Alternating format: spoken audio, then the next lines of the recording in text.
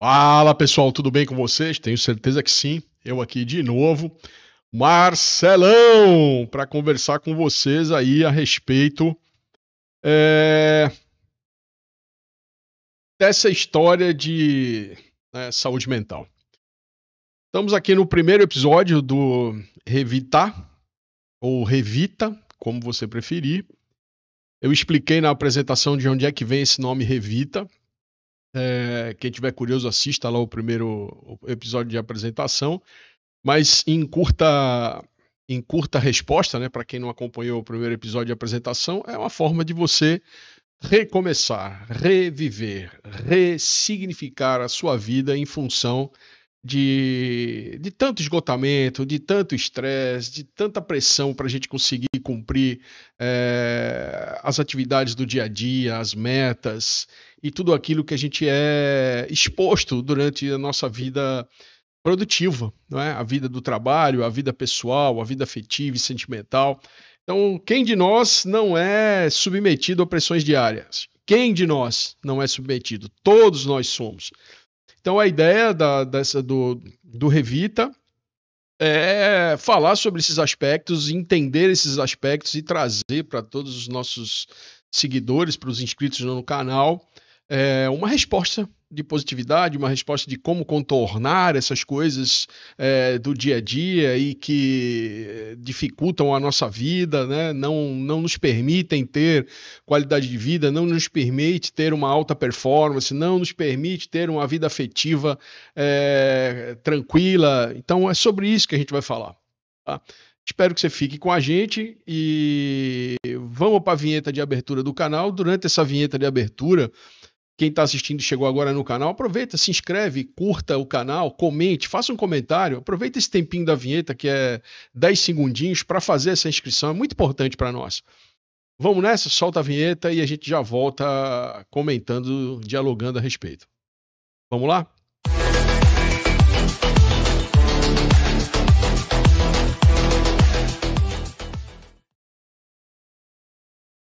Pois é, se inscreveu?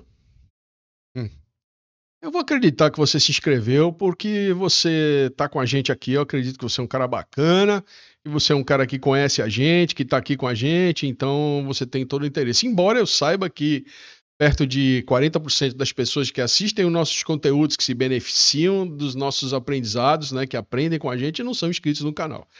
Mas é um direito que as pessoas têm, né? Então, se não gosta do nosso trabalho, não se inscreve. Agora, se gosta, aqui a gente não faz fofoca, não fala da vida alheia. Não vou dizer que nunca, mas quase nunca. Vamos nessa então, vamos entender a epidemia de esgotamento.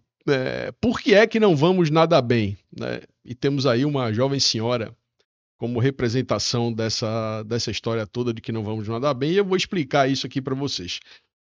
Esse é o primeiro episódio de um total de 6, provavelmente a gente vai ter 1 ou 2 episódios extras, né? Conforme já conversei com vocês, dependendo das dúvidas que vocês passem para nós, do que vocês apresentem para nós de requerimento. Então a gente vai sempre avaliando o que a gente pode acrescentar para vocês nas nossas playlists, né?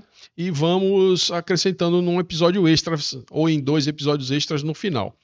Então, essa é a história. Estamos aí na gravação do primeiro episódio, já tem a apresentação aí gravada. Então, vamos nessa. Queria começar trazendo para vocês um dado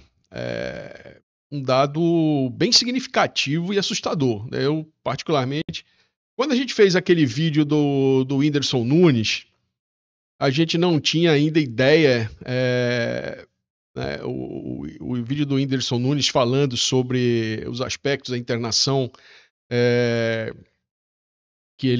a internação que ele se impôs, né? Ele foi voluntariamente se internar para cuidar da sua saúde mental. De novo, né? Ele já tinha um episódio de autointernação. Então, quando a gente foi cavar mais a fundo, a gente encontrou esse dado aqui, que é um dado do Ministério do Trabalho e no Instituto Nacional de Seguridade Social, o INSS. Em 2024, que é o 10º ano da série histórica, quando começou a se medir o nível de internação nas empresas, o nível de afastamento dos empregados das empresas. A gente começou a medir em 2014, ou seja, fazem 10 anos. Este foi o ano mais crítico. 3,5 milhões de pessoas que se licenciaram, ou seja, que tiveram alguma razão, tiveram um acidente do trabalho, ou tiveram problemas de saúde mental e precisaram ser afastados dos seus postos de trabalho. E isso tudo vai parar no INSS. O governo é que paga a conta dessas internações. Então o governo decidiu botar a mão na massa, fazer alguma coisa a respeito, porque a conta estava ficando pesada. O INSS já não tem dinheiro para ficar pagando essas coisas, então já está ficando difícil. E o governo está trabalhando nesse respeito. Esse total aí de 3,5 milhões de afastamentos de problemas de saúde, pessoas que entraram no que a gente chama de entraram na caixa, ficaram mais de 30 dias afastados dos seus postos de trabalho, mais de 15 dias afastados do posto de trabalho, já entra na caixa, já entra no INSS. Então essas pessoas que entram no INSS, são quase meio milhão. Meio milhão. Desses 3,5 milhões de afastamentos por problema de saúde, meio milhão foi só sobre saúde mental.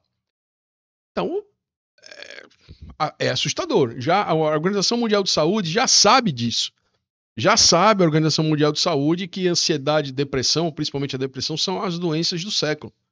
E vem fazendo o que a respeito disso? Vem fazendo muito pouco ou quase nada. O que a gente vai fazer a respeito disso? Então já existem algumas soluções nesse sentido e é dessas soluções que a gente vai falar durante os nossos bate-papos aqui. Né? Mas de qualquer forma, a gente não vai nadar bem, né? Não vamos nadar bem, nem eu, nem você, nem a música do Seu Jorge com a Ana Carolina, né? Não vou nadar bem, não vou nadar bem, não vou nadar bem, bem. Ainda bem que eu não nasci para cantar, né? Então, a gente tem que dar um jeito de pensar melhor a respeito dessa história aí das doenças mentais. Então, vamos lá, pense comigo. Se a gente está diante de uma quase calamidade no que diz respeito a essas internações, no que diz respeito à saúde mental das pessoas, dos colaboradores, dos nossos parentes, dos nossos amigos, o que a gente pode fazer a respeito disso? Não é? Qual é a saída para isso? Como a gente faz? O que a gente faz para melhorar isso? Essa é a pergunta que a gente pretende responder aqui até o final dos nossos 6 ou 7 episódios aqui, não é? A gente tem que ter uma saída para isso. E a saída vai muito da forma como a gente se comporta, da forma como a gente pensa, da forma como a gente reage às situações do dia a dia, não é? Então, a grande... Eu sinto muito te falar isso, mas tem gente que entra na caixa e que apresenta e que alega, né? Vamos dizer assim, alega problemas de saúde para aproveitar esse 1,9 mil reais, aí, R$ 1.900 mensais, que é mais do que um salário mínimo, enquanto está na caixa. Então o INSS vem pagando essa conta, não é uma conta simples da gente pagar, mas tem gente, eu conheço gente que pede atestado para ficar 30 dias em casa para receber R$ 1.900 por mês. E o INSS paga a conta, o patrão paga a conta, a empresa paga a conta, isso não está certo, né? De cara, isso não está certo e vem impactando diretamente empresas, performance dessas empresas, custo de tudo. Porque se a empresa tem que diluir o custo de uma coisa dessa em algum lugar, ela vai diluir no preço dos seus produtos e serviços. Ou seja, vai ter consequências quando você fica em casa, quando você entra numa situação de entrar no caixa, né, de ir para o INSS, do governo pagar a tua conta. A gente às vezes faz essa analogia. O governo que paga a conta. Não é o governo que paga a conta. Você que está pagando a conta com os teus impostos. Então eu tenho direito. Sou eu que estou pagando? Tem direito? Tem direito à Seguridade Social. Mas não tem direito a essa desonestidade, essa falta de bom senso, não é? É um seguro que a gente tem lá, é de fato um seguro, mas os impactos disso são de bilhões na economia. E isso, às vezes, vai acabar em um único lugar. No preço da cesta básica, no preço do condomínio, no preço do aluguel, no preço de tudo que você paga, no preço da passagem de ônibus, porque em algum lugar essa conta vai desaguar.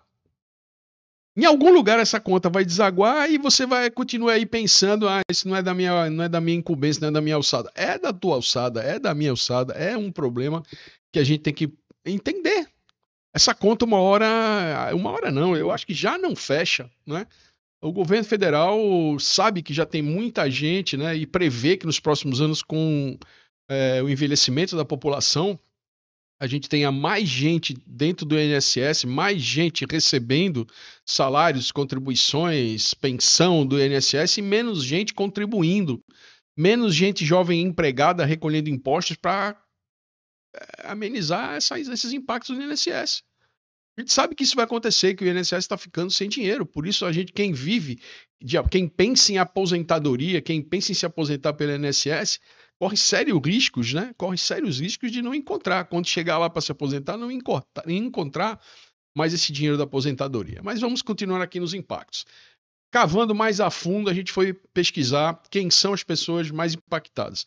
Para nós, eu achei que seriam os homens, por causa da pressão, que o homem sofre por ter que ser provedor. O homem sai de casa com essa missão, de ser o provedor, de prover recursos para casa, prover recursos para a família. E para minha surpresa, o maior impacto é sobre as mulheres. O impacto de saúde mental vem recaindo muito mais sobre as mulheres, né?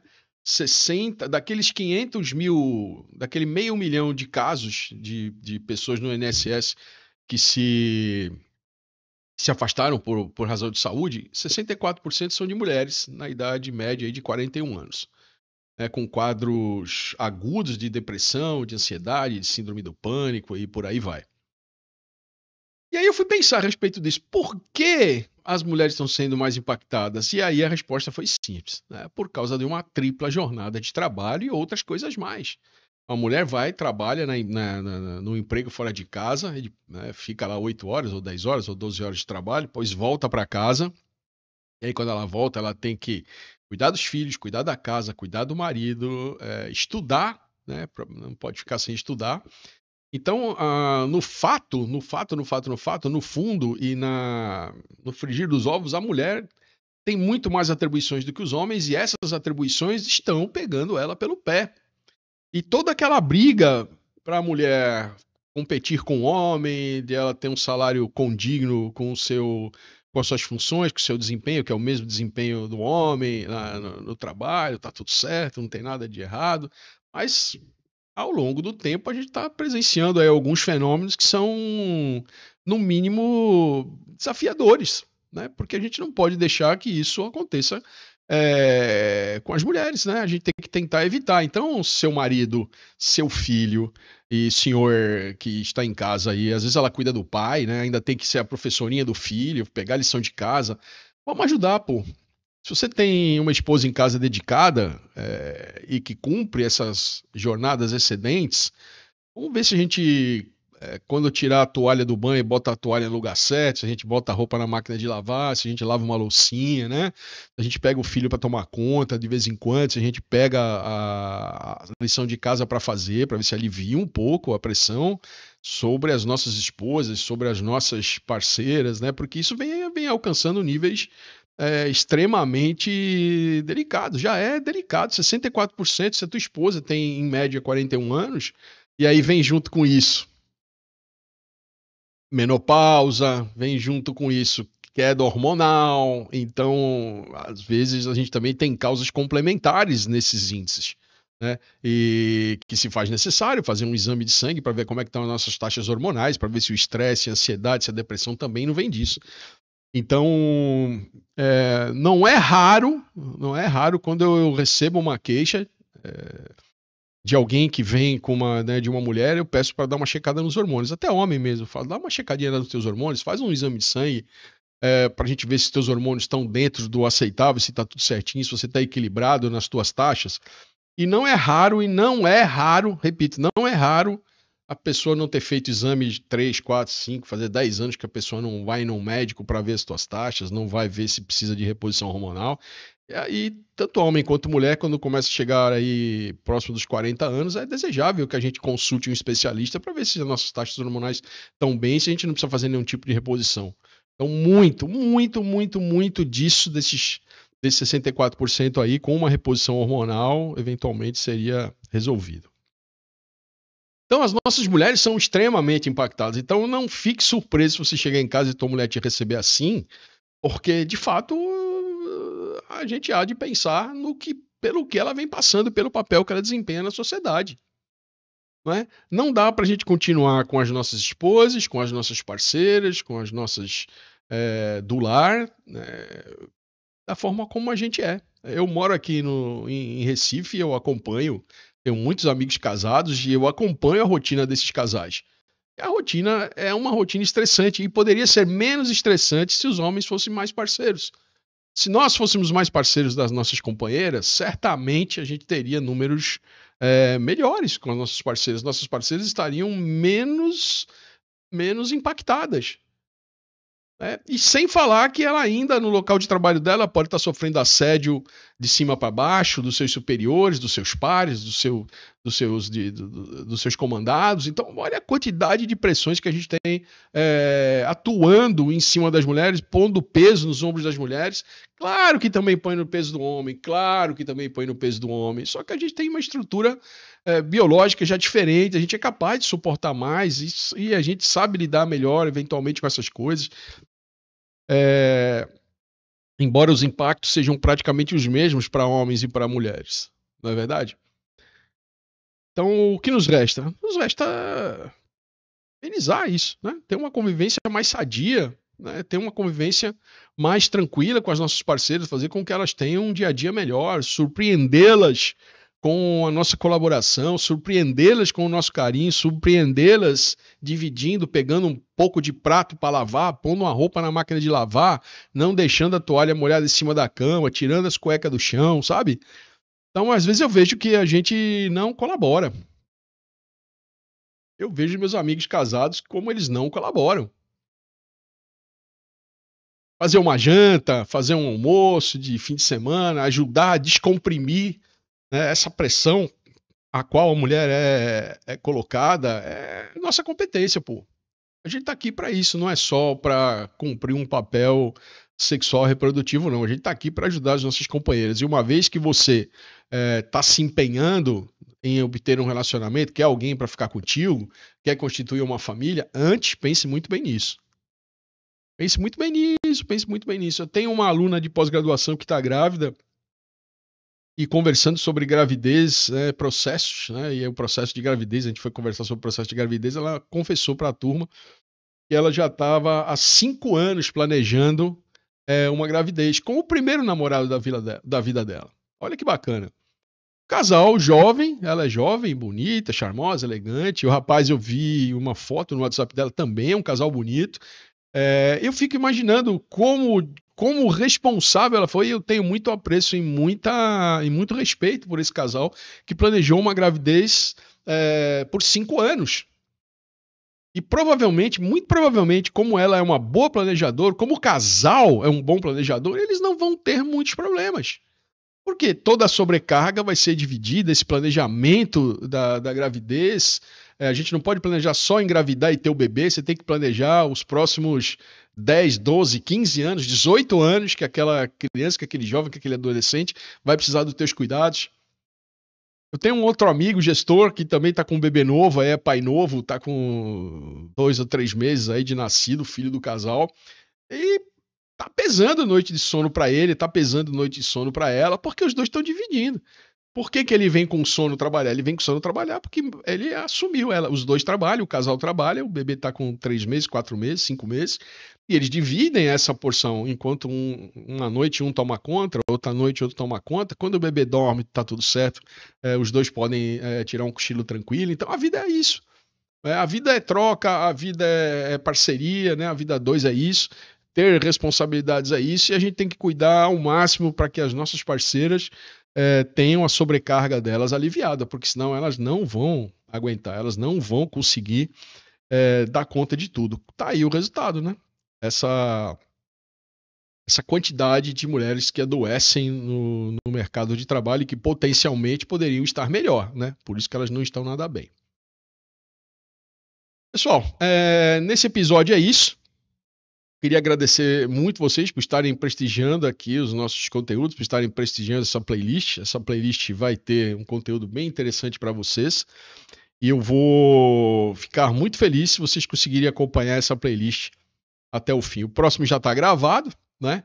A Pressão Invisível, como a sobrevivência ao dia a dia está nos destruindo. O que que a gente vem fazendo no dia a dia como quase um super-herói e que vem prejudicando a nossa vida de uma forma impossível.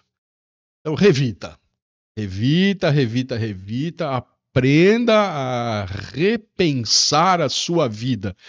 É exatamente sobre isso que a gente está falando aqui, né? Então, repense essa pressão invisível que atua sobre a gente no dia a dia. Repense, não somos super-homens, não somos super-mulheres, somos pessoas normais e precisamos entender e aprender a viver com a pressão do dia a dia, tá bom? É isso, vou ficando por aqui, pessoal. Aguardem o nosso próximo episódio, prestigiem o conteúdo do canal. Assista a vinheta de encerramento, que é um presente para vocês que prestigiam o nosso canal. Um grande abraço para vocês, até breve e tchau! Marcelão fala o que tem de falar, faz resenhas e comentários, dá sua opinião, doa quem doer. Curta, compartilhe e comente, deixa o seu like e muito obrigado por prestigiar o canal Fala Marcelão.